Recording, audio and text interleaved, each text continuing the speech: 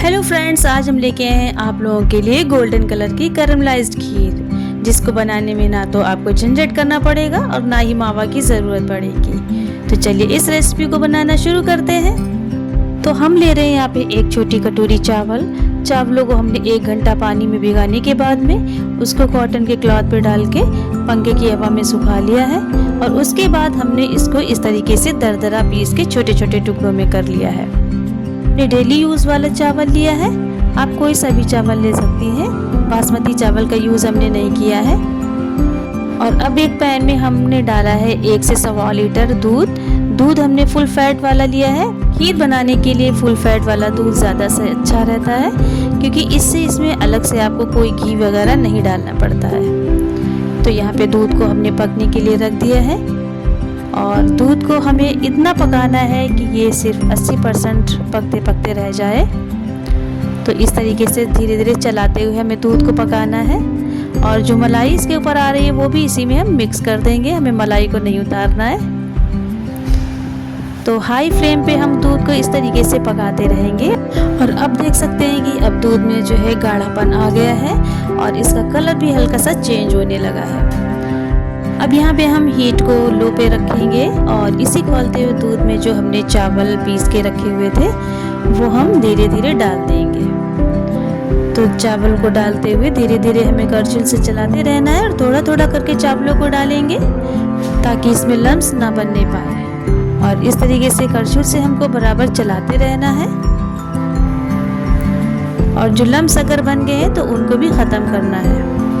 तो एक साइड तो हमारी खीर जो है लो हीट पे पक रही है, तो दूसरी साइड हम एक पैन लेंगे और उसमें हम डालेंगे सिर्फ 2 चम्मच देसी घी। आप कोई सा भी घी ले सकती हैं। तो हमने यहाँ पे लिए हैं कुछ ड्राई फ्रूट्स जैसे कि पिस्ता, काजू, किशमिश और बादाम।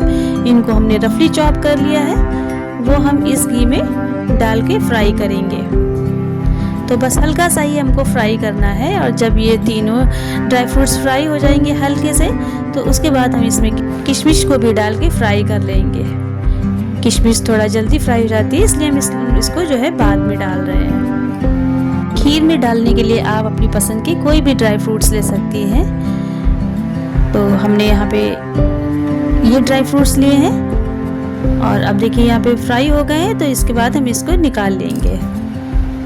वीडियो को पूरा देखिएगा, तभी समझ में आएगी कि रबड़ीदार और कैरमलाइज्ड खीर किस तरीके से बिल्कुल परफेक्ट बन के तैयार होगी। इसकी बिल्कुल भी मत करिएगा।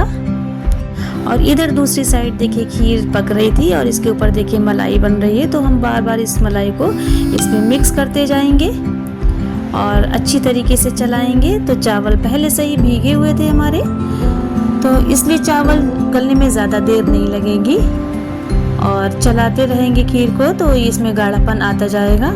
और देखिए यहाँ पे गाढ़ापन अब आने लगा है खीर में अब गोल्डन कलर भी आने लगा है। और खीर को जितना ज़्यादा हम पकाएंगे अच्छी तरीके से, दूध बहुत अच्छी तरीके से पका हुआ होगा तो खीर उतनी ही ज़्यादा टेस्टी बनेगी। तो इस तरीके से जो चावल है अब हम उसको चेक करेंगे। तो चावल भी लगभग पूरी तरीके से अब गल चुका है और चलिए इसको चेक कर लेते हैं। तो यहाँ पे देखिए हम हाथ में लेके आपको दिखाते हैं कि चावल देखिए अब अच्छी तरीके से गल चुका है, कोई भी कण नहीं रह गई है इसमें। तो इसका मतलब अब खीर जो है बिल्कुल तैयार हो गई है। यहाँ पे हमने फ्लेम को लो ही रखा है और लो फ्लेम पे ये धीरे धीरे भी 1 से 2 मिनट और पकेगी। और अब हमने 5-6 इलायची के दाने निकाल के उसको पीस के इस खीर में मिक्स करेंगे, तो इससे फ्लेवर अच्छा आएगा।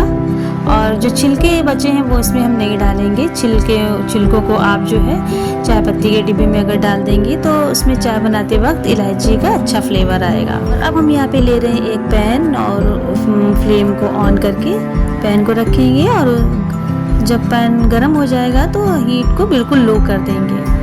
और उसके बाद हमने जिस कटोरी से नाप के चावल लिए थे उसी कटोरी से नाप के हम 1.5 या 2 कटोरी चीनी ले रहे हैं, वो इस पैन में हम डाल देंगे। आपको जिस हिसाब से मिठास चाहिए हो तो आप कम या ज़्यादा चीनी ले सकती हैं। तो बिल्कुल लो हीट पे हमको इस चीनी को कैरमलाइज करना है और यहाँ पे हमको बहुत केयरफुली से काम करना है, क्योंकि अगर हमने हीट को हाई कर दिया तो चीनी जो है जल जाएगी। तो इसलिए हम इसको बिल्कुल लो हीट पे, देखिए इस तरीके से कैरमल बन के तैयार हो गया है। और अब जो खीर हमारी बन रही थी दूसरे साइड में, उसको हम गैस ऑफ करेंगे और ये जो कैरमल हमने बनाया है वो इस चीनी में डाल देंगे। जैसे ही हम खीर में ये कैरमल डालेंगे एक उबाल सा आएगा, लेकिन परेशान ना होइएगा। और इसको हम जल्दी से करछिल से चलाएंगे तो इस तरीके से हमें लगेगा कि चीनी जम रही है, लेकिन घबराइएगा नहीं, ये चीनी चलाते चलाते धीरे धीरे अपने आप मेल्ट हो जाएगी। देखिए यहाँ पे ये इस तरीके से बन जाएगी चीनी का, लेकिन जब हम चलाएंगे तो ये बिल्कुल मेल्ट हो जाएगी। तो अब आप देख सकते हैं कि खीर जो है बिल्कुल रबड़ीदार टेक्सचर की बन के तैयार हुई है। ये देखिए इस तरीके से, और कितनी अच्छी गोल्डन कलर की खीर बन के तैयार हुई है। तो एक बार हम इसको अच्छे से और चला देंगे।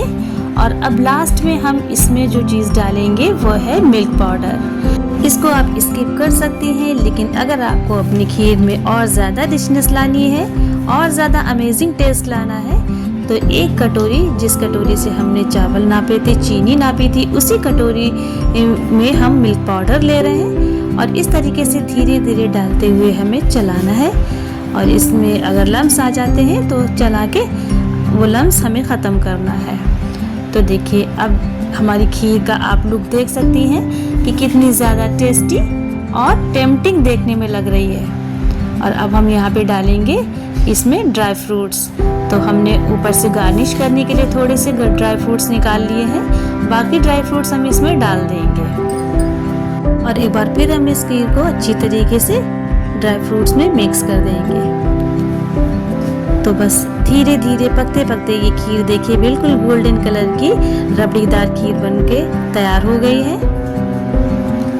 तो आपके घर में जब भी कोई गेस्ट आए या आपका जब भी मन करे, या इस रक्षाबंधन पे आप ये खीर अगर बना के खिला देंगी तो तारीफों के पुल बन जाएंगे। और अपनी इस खीर को जो हम फाइनल टच देंगे वो है मीठा इत्र।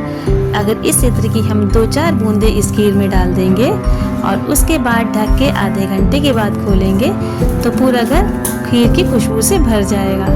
तो लीजिए बिल्कुल रबड़ीदार और अलग टेस्ट में हमारी खीर बनके तैयार हुई है।